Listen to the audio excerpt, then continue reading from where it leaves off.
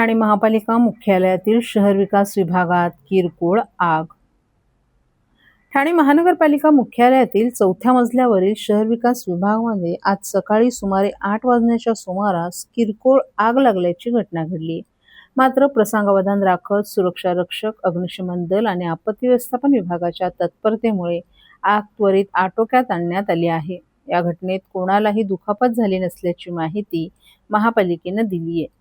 प्राथमिक माहितीनुसार विभागात बसवण्यात आलेल्या स्मोक अलार्म प्रणालीचा आवाज ऐकताच सुरक्षा रक्षकांनी तात्काळ शहर विकास विभागाकडे धाव घेतली. तेथे धूर दिसून आल्यानंतर अग्निशामक यंत्राच्या साहाय्याने आग विझवण्याचे प्रयत्न सुरू करण्यात आले. याच वेळी विभागाचा वीज पुरवठा बंद करून अग्निशमन दल आणि प्रादेशिक आपत्ती व्यवस्थापन पथकाला ही माहिती देण्यात आली. ही माहिती मिळताच अग्निशमन दलाचे अधिकारी आणि कर्मचारी तसंच आपत्ती व्यवस्थापन पथक घटनास्थळी दाखल झाले.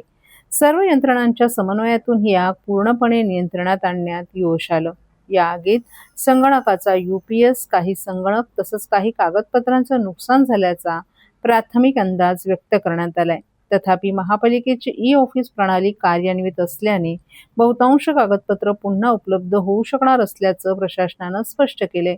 तसंच कार्यालयातील अन्य महत्त्वाची कागदपत्र सुरक्षित असून त्यांचं कोणतंही नुकसान झालं नाही. आगीचं कारण आणि नेमकं किती नुकसान झालं याबाबत तपास सुरू असून संबंधित माहिती संकलित करण्यात येत आहे. दरम्यान आग नियंत्रणात आल्यानंतर परिसराची स्वच्छता करून शहर विकास विभागाचं कामकाज पूर्ववत सुरू करण्यात आलंय.